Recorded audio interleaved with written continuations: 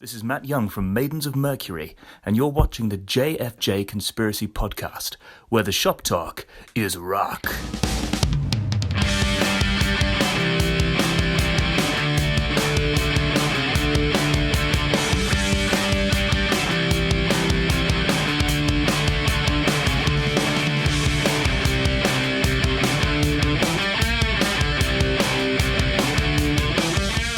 I'm Jim.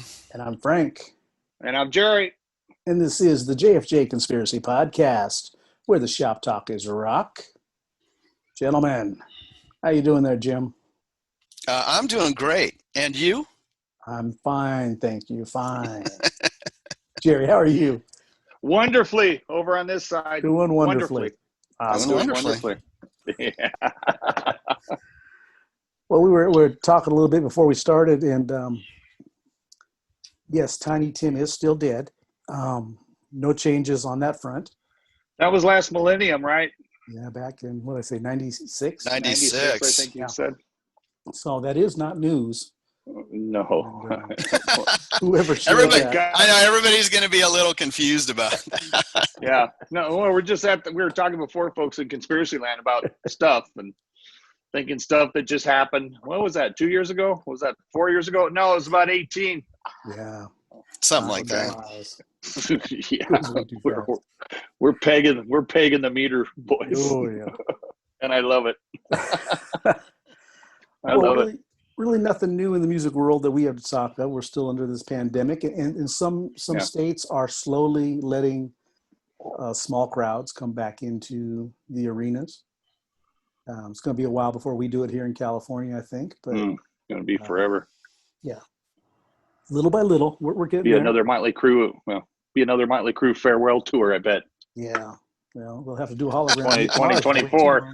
2024, Yeah, it's terrible. Anyways, whatever it takes. we'll find out what happens in the months to come. Yeah. So, Yeah. Jim, this week, do you have anything you want to share as far as a mail call or something like that? Boy, I have a ton of stuff. Oh. And this is between the last few weeks. I'm going to start with this one. This I got this a few weeks back. This is Lisa Michaels and Super 8. As their CD. Oh, Super 8. Yeah. This is really good. Yeah, we shared the tune, right? For a few weeks back. Yep. I'm going to say this. One thing I love about ordering from independent artists is that, like, you when I got this, it had a nice gift wrap on it. Mm-hmm. It had 3 buttons, and then look at this. It came inside there. See that right there? Oh, look at that. Very nice. Thanks very much. Enjoy. Jim. Hi, Jim. Yeah. Love, Trip, and Ellie. Love it. Awesome. And when you order from independent artists, you get stuff like this. And let me just say, not once did I ever get a thank you letter from Kiss. I never opened up an Aerosmith album to find a letter in there that said, "Hey, Jim, thanks for buying the new record." Yep. It's true. Thanks, Ever. Jim. Steven, Ever. Joe. Yeah. Now, I will say this. Years and years ago, I was hanging out with Greg LeBay, our buddy. Yeah. And Greg L., we love you. He sent off for an album from, and I can't remember the artist's name. I had it right before I was going to tell you. But anyways, it came with a nice little note saying, "Thank you for supporting me." Richard Marx. That's who it is. Oh. Richard Marx. Thanks Yeah. for supporting me. Hopefully hit the big time. And boom. Greg's twin brother there. Pretty for much a moment. at the moment. With that hair.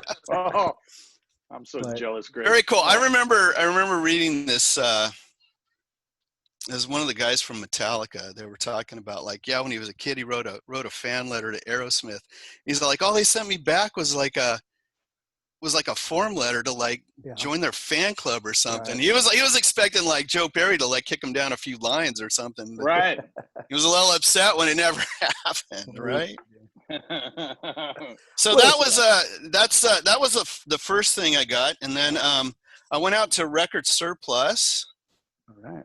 And I picked up this little gem right here. It looks like this maybe sat in the public library. There's a little sticker on here that says "File copy, return after using." Anyway, promo copy of this is I was gonna say, it Derringer. could be a promo too. Yeah. Derringer, Sweet Evil. Oh, okay. You recognize any of those guys? So there's Rick Derringer kind of in the middle there, but that's Kenny Aronson and Vinny Appice, and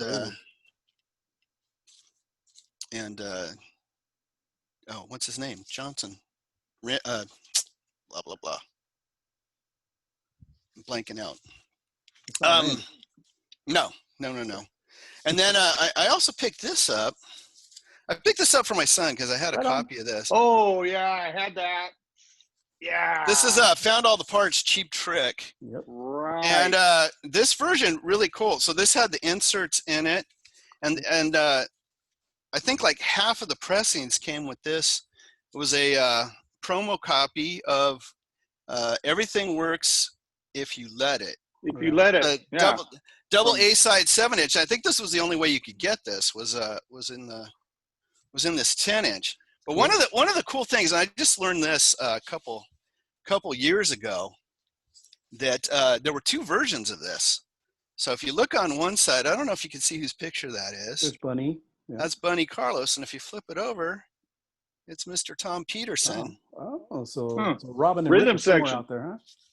Yeah, rhythm section picture. Right. Well, then also the other half of the pressings had there's Rick Nielsen and Robin Zander on the label. Good. Wow. So kind of a cool little detail, right? Yeah. Break mine out and see which one I have. Right. I wouldn't know where to find mine. That's the one with Day Tripper, right? Yes. Day Tripper, Can't Hold On, Such a Good Girl, Take Me, I'm Yours. So I'm gonna send that out to my son. Actually, I just picked out a used version of that up a few weeks ago when I was out there in Hemet with Jeff. Yeah, very cool. So then next thing I picked up was this right here. This label was having like a little blowout. This is a Shoes retrospective. 35 years, the definitive Shoes collection, 77 to 2012. And so I opened it up and started going through them. Very nice package. Nice little insert picture on the inside of the book. It has extensive liner notes. And when I got down to the end, I wanted to see who wrote those. And it was Mr. Stephen Spaz Schnee, friend of the show. Schnee. Yeah. Yep. With John Murphy, Gary Klebe, and Jeff Murphy. So really nice. If you guys aren't familiar with Stephen, he does several. He's got several things on YouTube. One of them's called CD Junkie. I like That's What Schnee Said. That's what Schnee said. He's got one called I think it's called Is It Power Pop or but there's a whole series on that, and the Boom Boom Room with with their pal, with Mr. Ronnie Barnett. Yeah. So check him out. Yeah, check him out. He's a lot of fun to listen to, very knowledgeable, and so little shout out to Steven. Yeah. And then just picked this one up yesterday. This is a new Ace Frehley Origins 2. Yeah. Mm-hmm. And Frank's son posted up a picture on Facebook of him holding up a copy of this, and it said like get your swag. Right. And so I thought, well, I don't want to get the digital copy. I want to go get this because I want to get the swag. Because I was thinking, well, it came with some swag, like a T-shirt or maybe a pair of Ace boots. Yeah. Or some guitar picks. Yes, some kind of something. There's nothing in there. You got gypped. You get different artwork. Did yours come with a suit or something? Or a guitar? Anything? No. Frank didn't open it. You know he didn't open it. I actually gave mine to Dominic so he can go take the picture. Because I'm going to say, there you go. Yeah. There's a contest right now. Yeah. Hashtag Space Ace Target.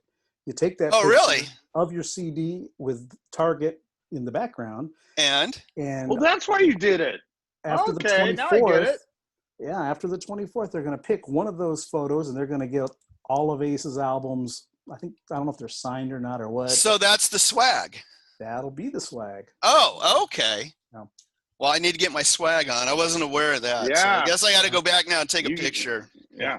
Yeah, you got swagless. Yeah, you got swagless. Honestly, I'm a little lazy for that, but we'll see what happens. I understand. So I found a brand new record store just a couple blocks from my house. Wow. Called the Vinyl Loft. Love it. Small little place. I posted some pictures up on our Instagram account today. But I found a couple cool things there. This is Eurythmics in the Garden. Yeah. I had never heard of this before, and this is actually this came out in 1981. This was their debut. Yeah. I didn't even know. I always thought that Sweet Dreams album or whatever that was, Touch, whatever that. Right. I always thought that was their first record. Like, what was it? 83 or something? Yeah. But it this made was their MTV, first. So yeah. Yeah. So this was their first record. And Dave Stewart and Annie Lennox, they were in a band previous to this called the Tourists. Yeah, they had a video. I only want to be with you. Right, Kevin, I only want to be with you. Yeah, so, remake. So I picked that up. My wife's a big Annie Lennox / Eurythmics fan. Good. And then I found this. Believe this or not, this is really boss. I'm going to send this one to my kid also.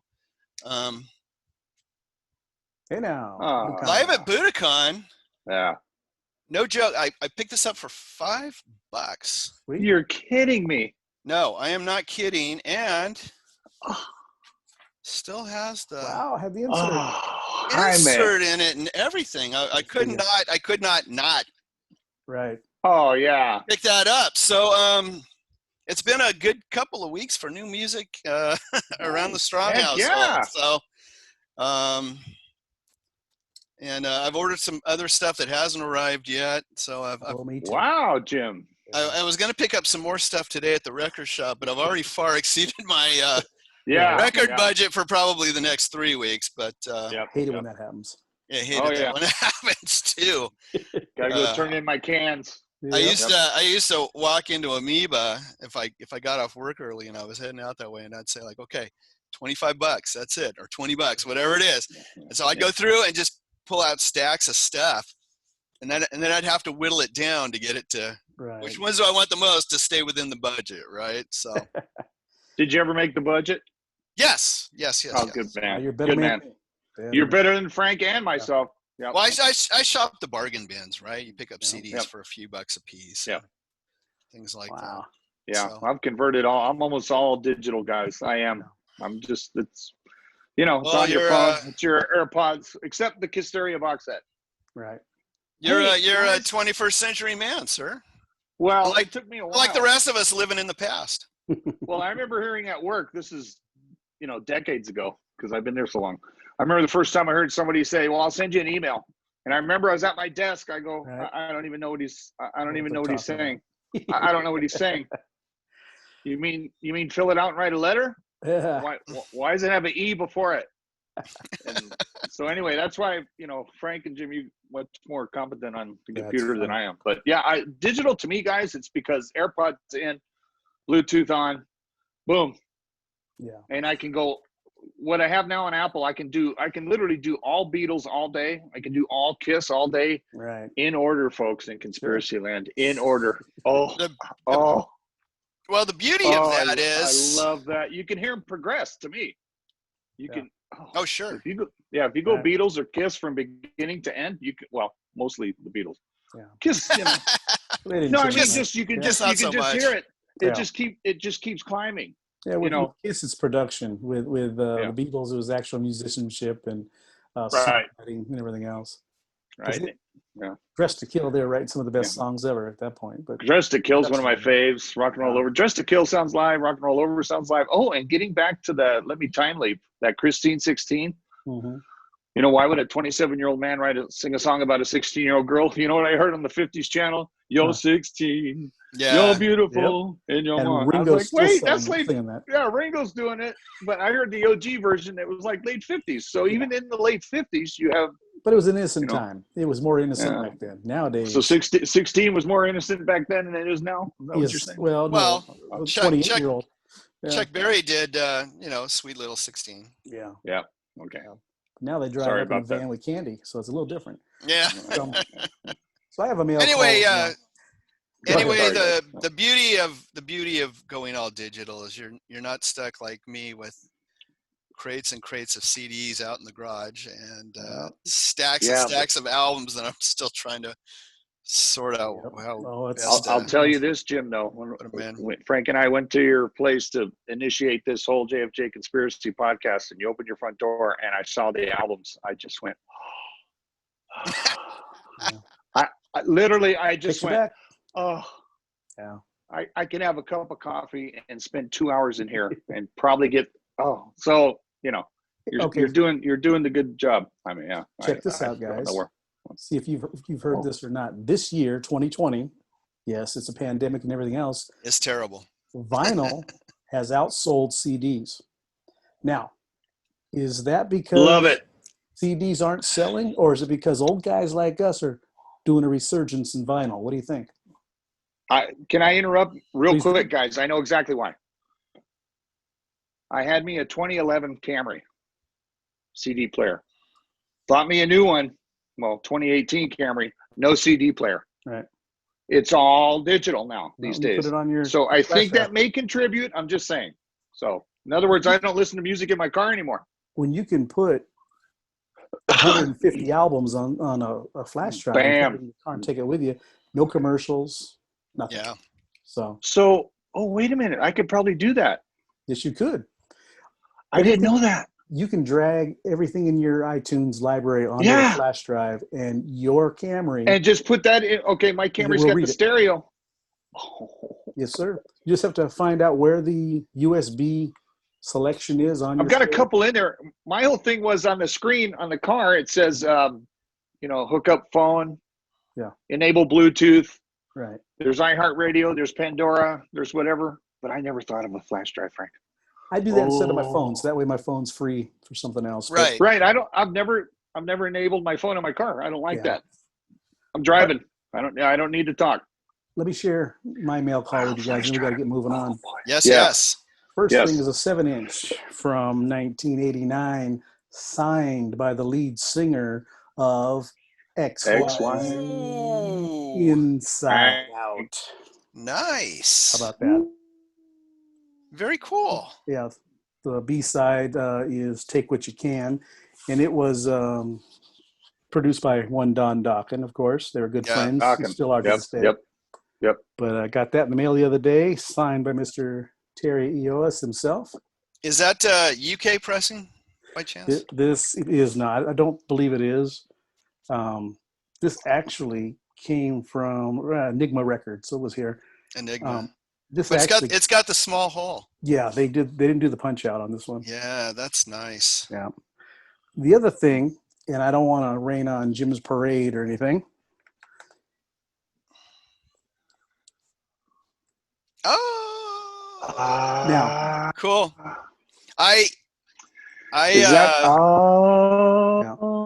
Now hold on just a second. Because wait a minute. I'm having a Kiss Alive Kiss Alive 2 flashback with that. Look at this insert. What? Homage to Kiss and Cheap Trick. Nice. On the liner notes. Especially since Robin Zander is on the record. Oh, he kills. Yeah. He does.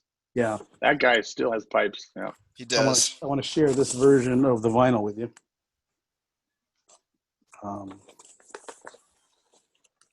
I like that. Blue. Just that's like the Hope Diamond, Frank, right now. Isn't that pretty? Now wait a minute. Where did you buy that at? This one was via Target, online only. That's why, because I looked for.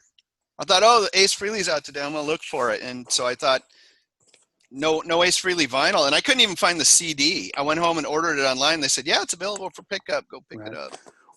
When they have these in the store, it won't be the blue vinyl apparently, because he's pressed. The one from E1 is gold, and then there's a silver one, I think, and. No, I like that blue better. This is the one I wanted. That's gorgeous, Frank. Had I known that, I would have ordered the vinyl, but it looks like Jim's shirt. But that was the bummer, beautiful. Better actually. Bummer to this, guys. 45 RPM. It's a double LP. Oh, that same monkey stuff. Yeah. I have a feeling this is because number one, it's colored vinyl, and we'll talk about that in a second. And number two, they can charge $40 for it now. no, Bingo. $25. 25? $25. Not bad. It's After you bought the gram. CD and after you. Yeah, but I paid $6 for the CD. Yeah, Okay. Or $7, whatever. Yeah, it was. Yeah, At I don't know. I Target, did $9.99. digital. Yeah, I think it was 9. Yeah. Yeah. Sorry. But we were talking about colored vinyl and clear and everything else in our last episode, and did a little bit more reading up on it. And black was the color of choice because number one, it provided the best sound quality at the time. Okay. Interesting. Yeah. For whatever Yeah, it reason, is. I don't know if it was because of the vibrations of the needles back then or what it was. It didn't have as much static as the clear, which was the vinyl is, and then the colored record. So, but I think with 180, they go with this 45 RPM for a better sound quality. And, my turntable's not automatic. I got to get it up and change it after 2 songs. Flop it, yeah. Yeah. So, anyways. But that's my mail call this week. Very nice. Origins too. Guys, what was the final agreement on the vertical LP player? I didn't even get a chance to see it. Nice conversation piece, not the highest fidelity. And because evidently you can buy those used for like $50. Really? €50 I off. don't know. Yeah, just. Well, they even have the floating. Have you seen the floating turntables? They're this is nothing but a conversation piece. So yeah, it's a gimmick. It looks cool, right? Yeah. But to me, it's too much magnetic stuff going through the sound universe. Too many microwaves going in your brains as it is. Bingo. Yeah. So, Yep. Facts. So Jerry, why don't you go ahead and present our first band this week, would you? I will, gentlemen. I got Andrew Van Orsdale from Denver, Colorado. The album is Trying, released September 7th. So 2 weeks ago in a day. Mm-hmm. The song Frank's going to spin is Highfalutin. Get out of here with that highfalutin attitude. Haven't heard highfalutin in a while, guys. That's why this is funny. But part of his bio, excuse me, an unremarkable fellow. Didn't discover that he could write songs until his mid-20s. He would spend the rest of his life trying to figure out what to do with them. I don't know why I love that. Yeah. We go right up my alleyway, Frank, and thank you for that. Andrew Van Orsdale, vocals, guitar. Scott Scooter Smith, percussion and keys. Recorded by Andrew Van Orsdale. Additional elements recorded by Scott Scooter Smith. Mixed and mastered by Scott Scooter Smith. Scooter. Go. Mixed and mastered by Scott Scooter Smith. Yeah. At Scooter's place in Durango, California. Remember going there on vacation when I was a kid, the narrow gauge railroad. Sorry, folks. Mixed and mastered by Scott Scooter Smith. At Scooter's place in Durango, California. All songs written by Andrew Van Orsdale. All songs published by Phone It In Music. Folks in Conspiracy Land, if you just go to andrewvanorsdale.com, it'll give you all the links to everything. It's a wonderful website. It's got everything.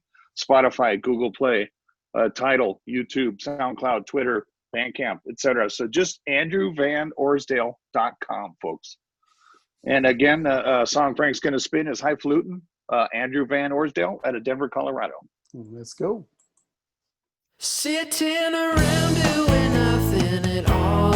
That's what you think, so I'll let you think on it while I do what I'd rather not say. If I can do it, I'll tell you someday. If you don't know what I'm gonna do, if I can't do it, you never knew.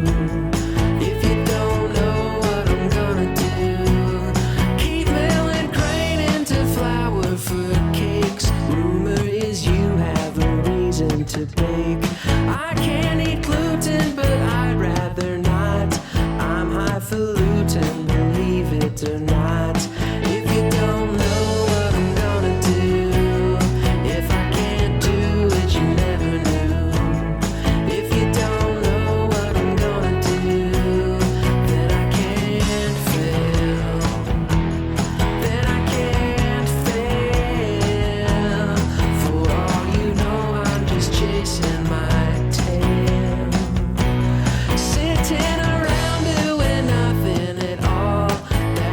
what you think, so I'll let you think on it while I do what I'd rather not say. If I can do it, I'll tell you someday.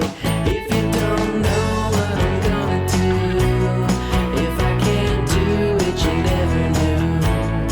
If you don't know what I'm gonna do, if I can't do it, you never knew. If you don't know what I'm gonna do, if I can't do it, you never knew. If you don't know what I'm gonna do, then I can't fail.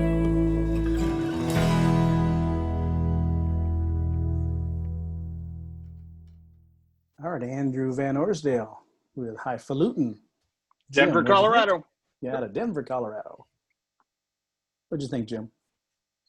I think every studio should have somebody that works there named Scooter.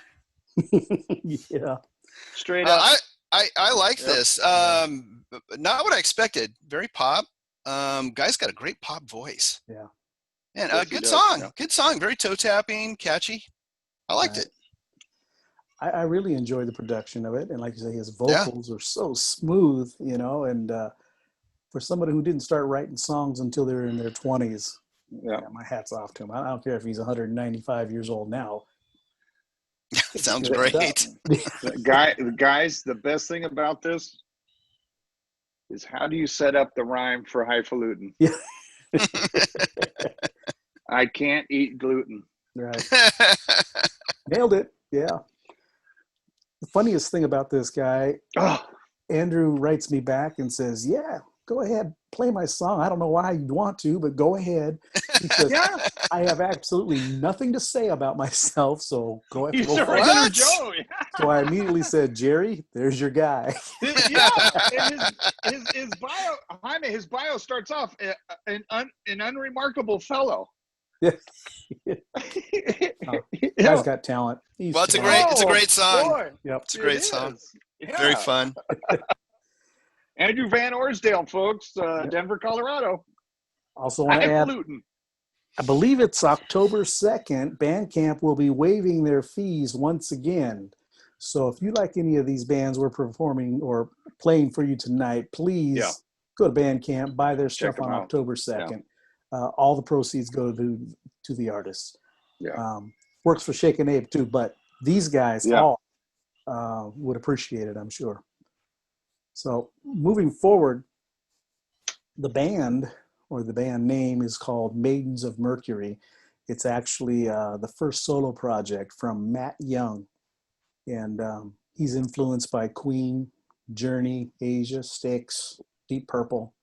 He's a multi-instrumentalist and singer. He does everything. He's another one like Jerry likes. He's playing everything on this particular EP. Does everything. Yep. Yes, I love 5-song EP was released on August 14th, and he put out 50 CDs also. And on Bandcamp, if you buy one, it'll be hand-signed by Matt. It's only 50 is all he printed, so once they're gone, they're gone. But the song that I'm going to play for you, and he's out of England, by the way, the song I'm going to play for you is Before the Madness. And I went through this EP. There's 5 songs on there, and I picked each song, and I kept changing my mind 5 times. So finally, I went with Before the Madness.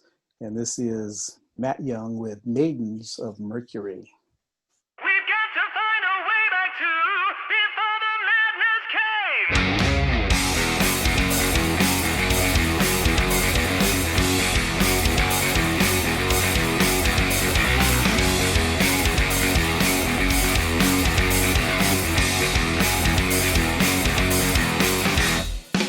Another endless week, not even at the peak. Situation getting frightening. No finish line in sight, day bleeding into night. Searching to find something enlightening. I'm counting down to overload. Give me a reason to explode. Don't push me, I've got my finger on the detonate.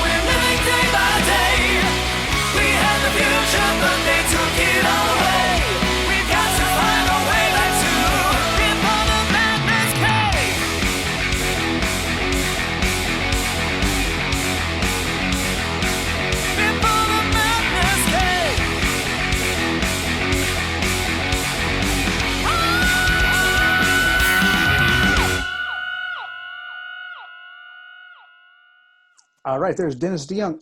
Oh, excuse me. There's Matt Young with Before the Madness. Let's start with you, Jerry. What'd you think of that? I like that a lot. That a lot.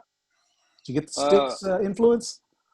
Yes, I did, and I got the JY and the Tommy Shaw exchange, lick wise. But yeah, that's good. And what I like, folks in Conspiracy Land, we're talking about certain new albums come out that are just overwhelming to your ear when you're jamming. That's good old fashioned stuff right there. Lots of space. You're not overloaded. You know, it's good, clean music. Very good, Frank. Yeah, right. I like that. Jim, what's your take? Yeah. Kind of along the same line as Jerry. When it started out, I thought like, wow, this is really the tones and the way the song's put together sounds very contemporary. And then when he went into the chorus, it was like, oh man, you hear like kind of all of his influences in there. Remind me a little bit of Europe in the chorus. I don't know why, but kind of there. And I don't know what he spent production wise, but it sounds better. It sounds better than Origins. Yeah. So whatever you did, call Ace. Matt.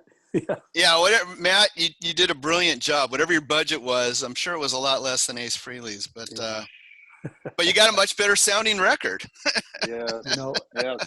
Yes.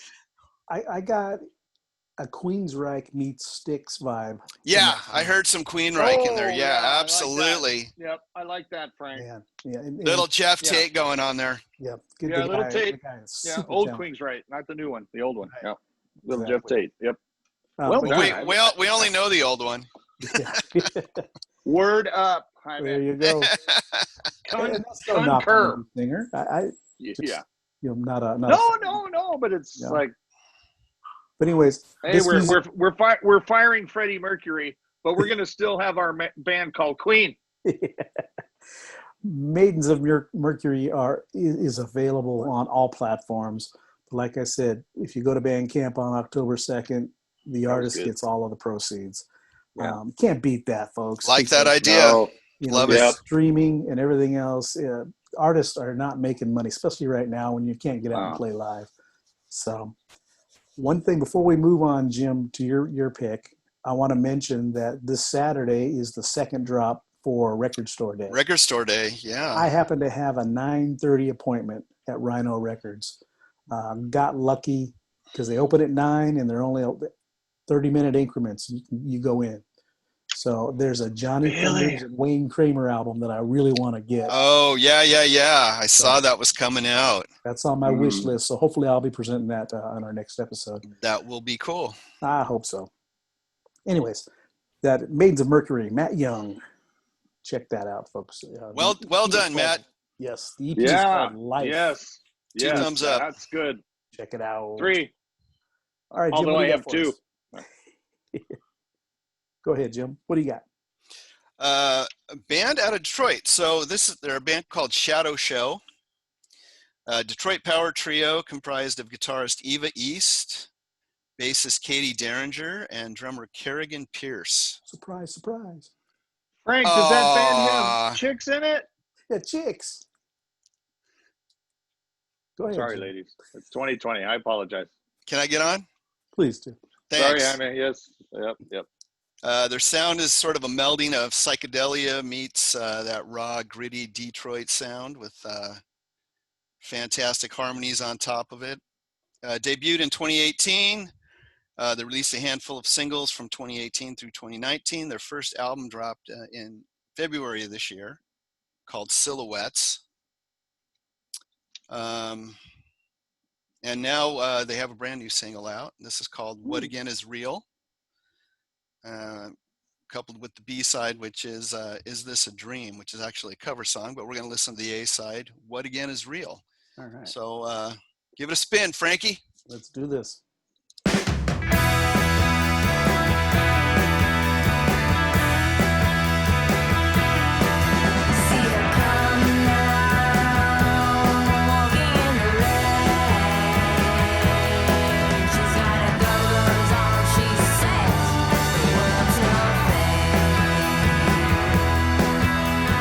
Fantasy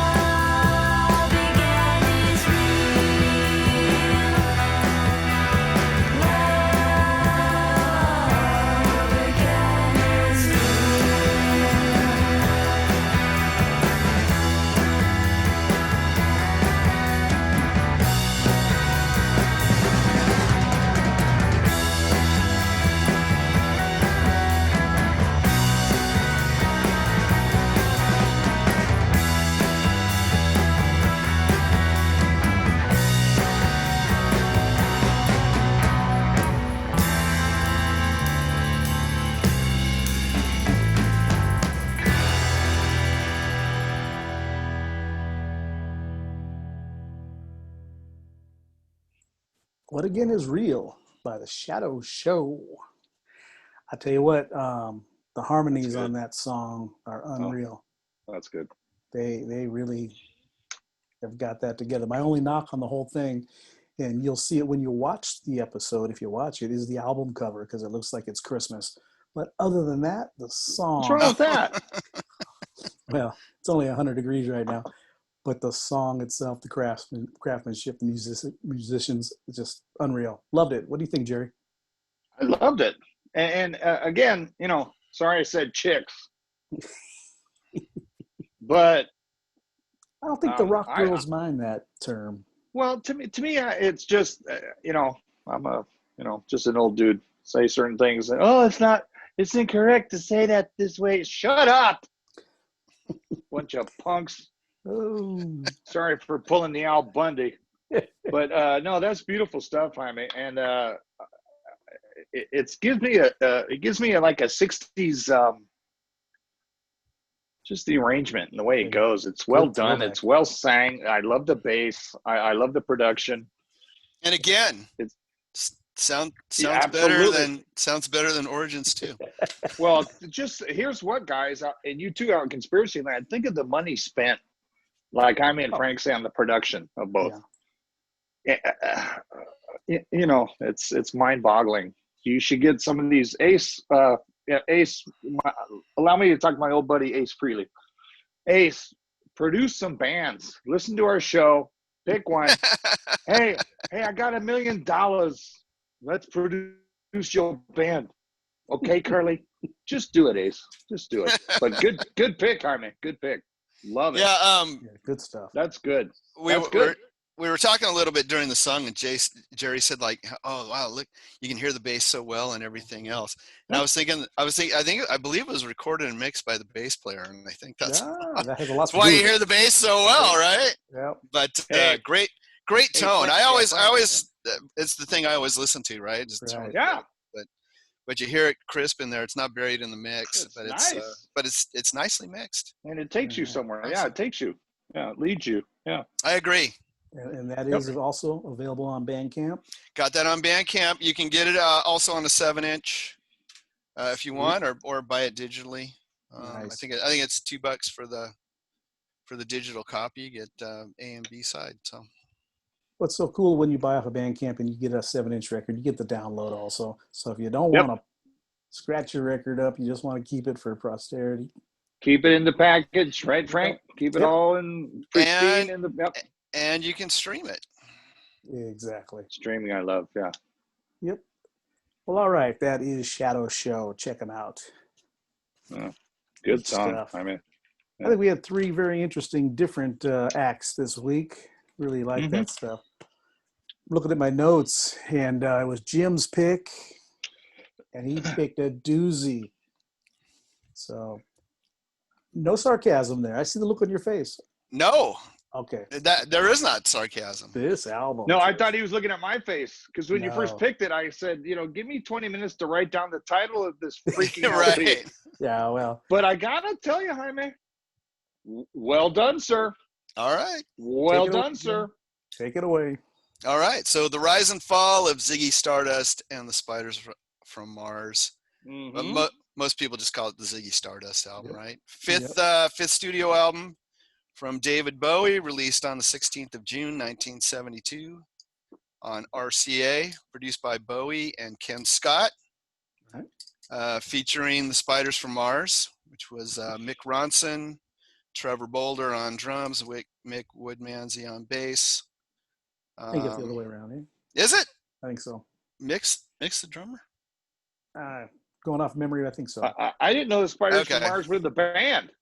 Oh, okay. You learned something tonight. Yep, Trevor Yes, Boulder. I did. Bass is Trevor Yes, Boulder. I did. Okay.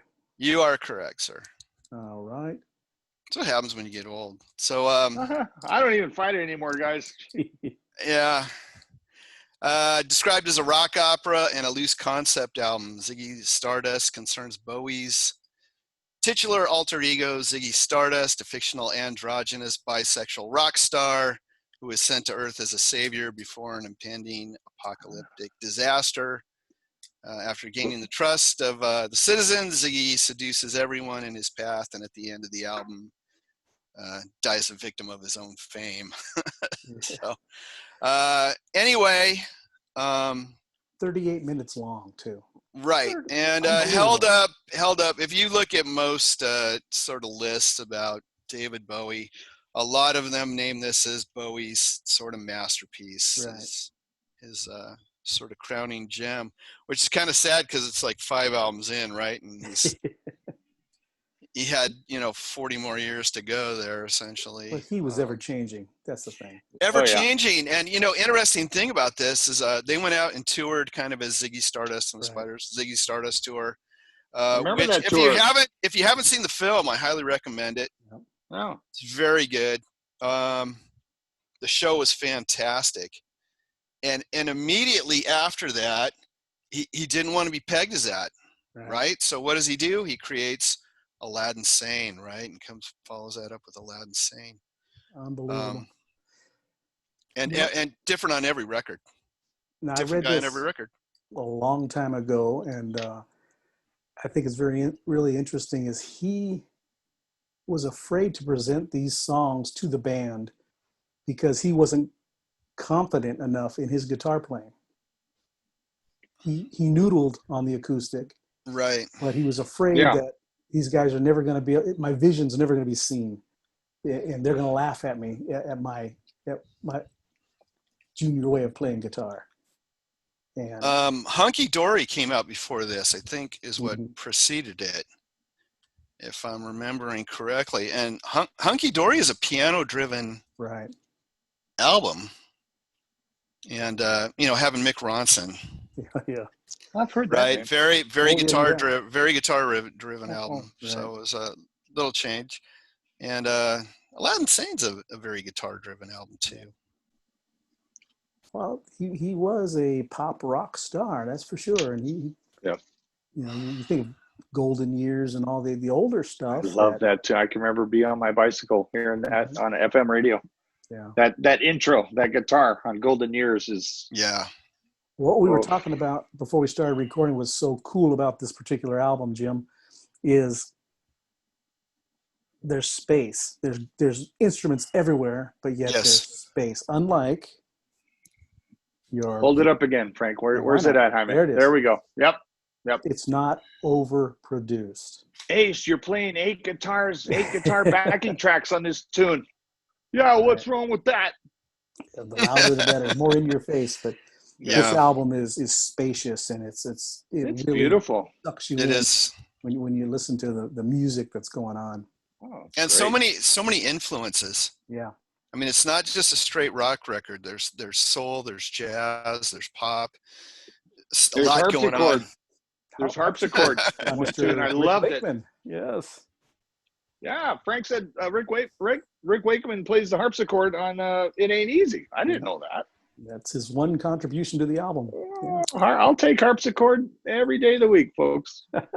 Well, side one consists of a nice tune. 5 Years, and Soul Love, Moon Age Daydream, Starman, and It Ain't Easy, which we were just talking about. Yeah. Good stuff. And like you say, Jim, so many influences just on side one. It's all over the place. It is. Classic but cohesive. Bowie. Yes. And classic Bowie, because you can hear what he's doing there 30 years later. Oh, yeah. Amazing stuff. I can't really pick a favorite on side one. It's a tough thing to do. Yeah, I knew you were going to ask, and I was trying to think okay, so I had to narrow this down. But it's, for me, I mean, 5 Years, Starman, Moon Age Daydream, it's like a 3-way tie. Right. And and I was thinking, like, if he asked me to pick my least favorite, I don't think I could do that. No. Jaime, that's one of our picks. Jaime, beautiful, because every show, one of us gets out. What's your least favorite? Yeah, Frank says, what's your, and Jaime, I swear, Jaime, on this one, I do not have a least favorite. There's not a least favorite, right? There's not a least favorite. And that's, to me, is monumental. Well, I do have a favorite though, if I may what's your cut favorite? in again and interrupt. No, On Moon Age- side one, Moon Age Daydream. Moon Yeah, Age Daydream, and I Yeah. have specifically notes. Great guitar solo, although we didn't get to hear it. right. But Yeah. that Moon Age Daydream, the guitar solo, oh guys, I think I replayed that like 4 times and just digital right to the beginning. When does that come in? Whoop. There you go. Whoop. I can't argue with you. That is a good song. Oh, Today, it might be my favorite on side one. Right. Oh, maybe not. right. There's no And then- downtime it. There's And no no, because like when he was playing those snippets, I was like, yeah, I think this is it. No, I like this one too. No, you can't Right. say one or the other. I didn't like that one yesterday very much, but I like it more now. Yeah. Right. There was no duds, Jaime. No duds. Not a single dud. No. Mm-mm. Side 2, we have Lady Stardust, Star, Hang On to Yourself, Ziggy Stardust, Suffragette City, and Rock and Roll Suicide. You guys have to keep in mind, this album came out in 1972. End of 72. So we're graduating what? First or second grade? Honestly, seriously. First or second grade. End of the year. Suffragette Woo! City. School's out. Suffragette City, you could listen to it, or even Ziggy Stardust. You could listen to those songs today and still have that fresh feeling. Current. It's still Yeah. current. Yeah, it's not dated. Yeah. No. But out of those songs, Jim, if you had to pick, can you pick a least favorite on side 2? Oh, at least no. Yeah. Why are you doing that? Well, I'm just curious. That's Frank's Jaime, that's Frank's gig. I know. The 5 minutes before we pulled this, we said, I have no least favorites. Do No, you? I have well, no least favorites. That's I what was Frank talking about does, side Jaime. It's one. all good. No. I know. Okay, so I can't pick, but I can pick a favorite. Okay, what's your favorite on side 2? That's why I love you guys. My favorite on side 2 is the very first song that I ever heard off this record, and that is Suffragette City. Ooh. It's a rocker. And Holy I don't know, maybe 20 years ago, I made myself sit down and learn it. Yeah. And I love playing it, and I love hearing it today. But it, other than that, it'd probably be a dead heat with the Ziggy Stardust. Yeah. Not a bad track on the side either. really it's isn't. just I too agree. good. Yep. I'll tell you, I can remember hearing like Fame and Young Americans, Golden Years. Diamond Mhm. Dogs, Yeah. Golden Years, stuff like that, right? Right. Yeah. And I remember, but you could hear that on Pop AM radio. They would play, Right. David Bowie, and then I remember between my sixth grade and 7th grade year, I discovered KMET, which was the progressive sort of rock KMET. radio here in LA, and it like blew my mind, because it was so different than anything I ever heard. It was. And I remember that FM. summer. Yeah, I remember that summer being between 6th and 7th grade, and I was staying at the beach, and Todd was with me down there, and we're like 11, 12-year-old kids, and I remember hearing Suffragette City, and it just blew me out of the water. And when it comes down to that break, wham, bam, thank you, ma'am. And I was like, holy cat, right? And your 12-year-old mind kind of going to like what that maybe means, and just being like, it was like, there's a whole new world of rock and roll music out there that I've yet to like figure out and discover. It was like being a kid in a candy store, literally. Just finding things out for the first time. Finding out that David Bowie had other stuff that was just harder driving, and Right. And listening just to this album alone, you get a lot of the Mott the Hoople feel too. Yes, they were buds. They worked Right. together, and I think Bowie wrote a lot of songs for them, and he really was intricate in their careers. But yeah, well, it talks also, if you read up a little bit on the album, it talks about how much he was influenced by the Stooges. right. the Velvet Underground, Lou Reed, Mott the yeah. Hoople. It's considered a sort of a glam rock, Right. glittery masterpiece, but it's much deeper than a lot of the bubblegummy Right. glam rock that was kind of coming out, right? So, just such a good record. It is. I'm so glad I picked this. Yeah, Dang, it's good. You totally converted me. You converted me because again, folks, in Conspiracy Land, I have Bowie's Greatest, and I didn't really hop onto Bowie until, I mean, I love Golden Years, but early '80s, China Girl, Let's Dance, Blue Jean. That's kind of when I, and it's probably from the videos. More but likely, I gotta tell you, Jaime, there's no when Frank says what's your least favorite, I got one every show. I have one every show. Yes, you do. We always do. I don't, Jaime and Frank, I don't on this one. There is no least favorite. It's just, I was telling Frank, Jaime, before you joined us, considering how far back is recorded, I have notes here a couple times, saxophone, lots of saxophone. But it's not overwhelming. It's not a Kenny G album. It's just subtle. It's in the background. And then if you would take it out, you'd be like, there's something missing. And then Frank told me, I didn't know that David Bowie played the saxophone. So played the saxophone, yeah. I didn't know that. I did not know that. But I love it. I love it. Another thing I realized listening to this record, I had it on today when I was doing some stuff around the house, how much his voice changed from the time of this record. Just to say like Let's Dance or even stuff beyond that. Sexy low like, bass. Yeah. He dropped an octave or two, Yeah. But it's still so identifiable as David Bowie. No, when you hear it, you go, that's Bowie. That's Bowie. Well, I remember maybe a year ago, probably about the time he passed away. Okay, so, but I remember my wife trying to explain to my kids that like this guy was like a true artist. Right. I mean, he never repeated himself. No. Ever evolving. Yeah. Always evolving and never wanted to stay stuck in the same rut. He was always looking for the next thing. And so many bands who like, well, we have our formula, right? This is what we do, right? Right. They can't get out of that, but and a lot of bands, when they try to change formula, it's like the kiss of death for them. Right. But not for him. I mean, it was expected that he was going to do something different every record. Right. Yep. I was going to say there's two different documentaries I've seen on cable. One is the last 5 years of his life. And it really concentrates on the last couple of years when he knew he was sick and he was making his last album. And he knew. What was that called? Black Star? Something? Yeah, that was the album. What's his last album? Man, Black Star? And the other one is the first 5 years. And it's all early black and white stuff. And he hadn't found himself yet. And he was trying to find David Jones. Yeah. But they already had one of those. Yeah.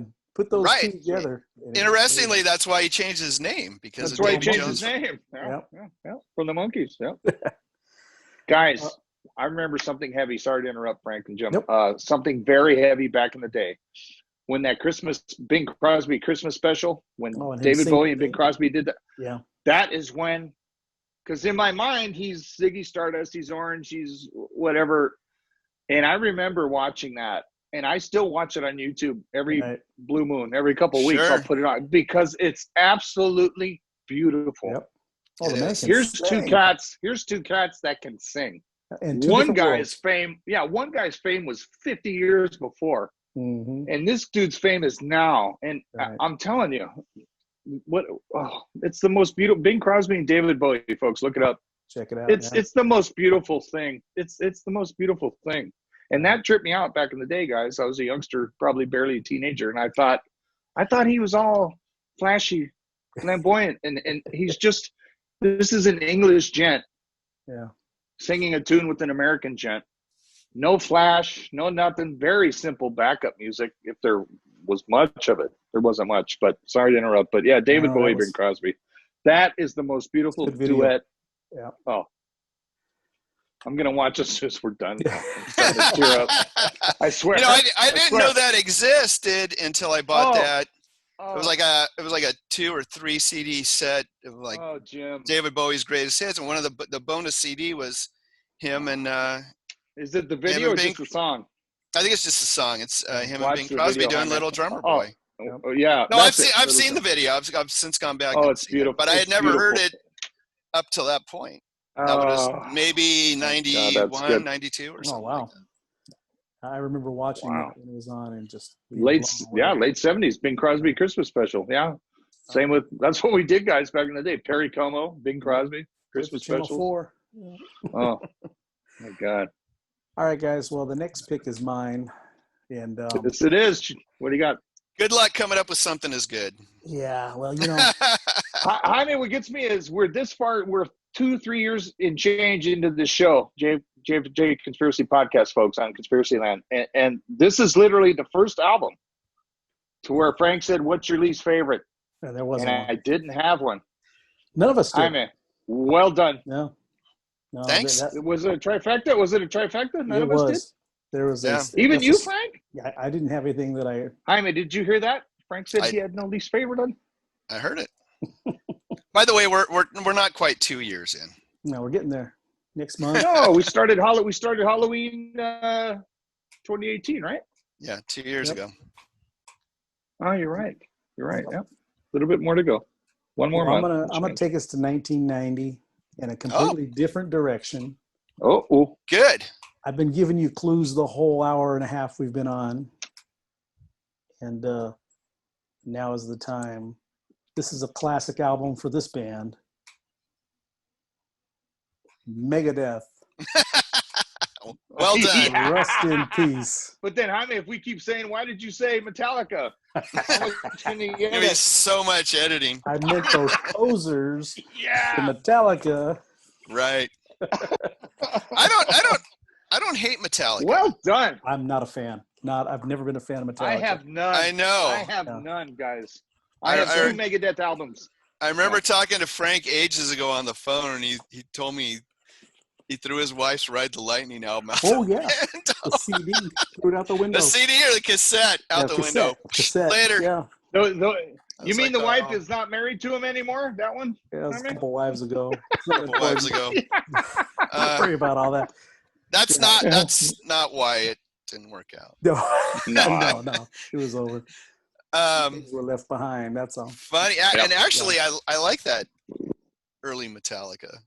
I'll listen to Ride the Lightning now, but after that Black Album and all that other stuff and all the overexposure, no. everything's the same. I didn't care for them at all. I've always Yeah, preferred Dave they don't Mustaine's really band. blow my skirt up. I like a couple songs, but they don't really blow my skirt up. Yeah, who produced that? Was that Bob Rock produced that? For Metallica. Yeah. He screwed them up. He did all that. Not if you ask them. I think when he went in there, he said, "Do you want to sell hundreds of thousands of albums, or do you want to sell millions of albums? Yeah. How do you want to do it?" Millions. Garbage. Yeah. That's our old Frank. They've never gotten Lars' drums to sound like anything other than trash cans. It's always. I've never been. Well, to me, it's so loud. I'll tell you, that could you band. take that? They have just an interesting story. Yeah. They do. It's a dynamic. Yeah. It's Well, weird. Lars booked them onto a record, got them onto a record when he didn't even have a band. Yeah, I believe it. And then he called up some people and said, like, "Hey, we get to be on this compilation album on Metal Blade Records, but I need a band so that we can actually write a song and get on there." Yeah. And that was kind of how they were born. I mean, if that's not gutsy, I don't know what is. I was gonna say you gotta love that fortitude there. I always thought it was like one of the weakest names I'd ever heard, though. Yeah. Metallica. I was like, I thought it was man, cool is when I that just first heard it. really? Just the I opposite. did. I heard that and I thought, like, wow, that's I about the thought, cheesiest name I've wow. ever heard in my life. That's like metal with stuff. Yeah. Well, To me, it's the bass pedal with Look, Lars. it's not Megadeth, dude. right. Right. No. I do actually prefer Megadeth. I've, not being a big fan of speed metal back then, I grew to like their albums later on. Yeah. Same here, Frank. Yeah. My brother played it, and I'd get a headache. Yeah. Now, it's too much intel. It's too the much info. last couple albums they put out. No, it was. Dystopia and those, I don't care for those as much. Yeah. They're, I have two. Yeah, the early stuff, Rust in Peace, Killing Is My Business, Business Good. Those Peace sells. Peace sells. Yeah, Peace Sells. That's the one. Yeah, good And stuff. then what's the farm one? Farm. Shit. It's on Symphony of Destruction. The farmers. It pertains to the farmer's plight. Sorry, I don't have it. Oh shit! Look it up on my phone. There you go. Google it, man. Google it. No, it's on my. Euthanasia. And, No, it's when I say it, you guys will both be yeah. but they just put out, for me, better, consistent albums along the way. Foreclosure of a Dream. Closure of a Dream. Okay. Yeah. Sorry. Yeah. Okay. Good. Yeah. The problem for me with like speed metal and thrash is it kind of opened up the door for like kind of new metal. Yeah. And it became all that double bass. It's all the same. Everything was. Well, and I'm not a fan of the grinding and growling and all that kind of. I want singing. I don't want growling. I used to actually manage a death metal band. Hmm. They were great. Oh, I mean? Yeah, but yeah, I can only take so much of it. Melody and harmony are very important to me for some bizarre reason. I don't know. Part of the song, yeah. Doesn't make you all bad. That's just me. I mean, I'm not knocking it. I'm just saying it's not. Right. It's not my thing. I do listen to some of it, right? But little goes a long way with me. There you go. Oh, I say, mama, a little ain't enough for me. Next episode. Oh, dude, really? You busting out with David? a great horn section. That whole album. How many boo on you? What? I actually You don't like that? Little Ain't enough? I do like that album. Set out. Oh, okay. Was it just my singing? Maybe. Mum's the word. Yeah, ixnay. There you go. Well, Jerry, if you don't have anything else, what you want to say anything before we get going? Folks on Conspiracy Land, keep rocking. You want to contact us, jfjshow@gmail.com. We're on Facebook, YouTube, etc. JFJ Conspiracy Podcast, where the shop talk is rock. This is with my friends Jim and Frank from high school. Keep rocking, folks. All right. And I don't know if you guys have checked the email lately. We have gotten comments, but if it's from the same guy who keeps getting knocked off. Did he change his name again? Changed his name again to Dixon Cider. And the you can't knock him for the imagination. He's creative as hell. The first two were just Is it going to the Conspiracy Podcast email? It's going to our email, and it's still in there. And I gotta go find it. Yeah, I gotta go right now. Last week's show or last episode, he busted me for having my puss on the show. He said the cat's ass was flickering around in the back, I guess. Oh no, he's talking about your cheap guitars, or was that the first email? I only saw the cat's tail. Yeah. And then same old thing about. I'm telling you, this guy's one of our friends that knows us and just knows how to dig. Must be. But he took a dig at all of us. I don't care. And no sooner. I wish they'd leave the comments up. Well, so do I. And so if you're listening, brother, it's not us. We're not making any complaints. YouTube's just got to be deleting them. Yeah. No, but when your name is so nasty and they read it, you're gone. What was I don't even want to repeat the first one. It was like blank, blank, blank, blank, balls, blank, balls, blank. Yeah. It's like they're not even gonna listen to it or read it. You're gone. The other one was geriatric. I love that one. Yeah, that one got booted. I must love that one. But Dixon, is it in our the primary email, Frank? Is it in the primary email? It's in our emails, yeah. I gotta find it. It's under. Yeah. We'll say JFJ Conspiracy got a comment or whatever. It's been there for about 4 or 5 days. Okay, I thought I checked a couple days ago. But it won't come on to the website. So, anybody else, let us know your comments. What's your favorite David Bowie song on Ziggy Stardust? Or your least favorite? Yeah. Do you have a least favorite? Let's hear your comments. Yep. And also, if you've got a band you want us to review, there a classic rock album you'd like us to present? Let us know. Yeah. We'll do it. Why do we got to think of everything? It's just our Bring show. the noise, folks. Come on. Yeah. All right, Jim. Why don't you take us on home? All right. Shop's closed.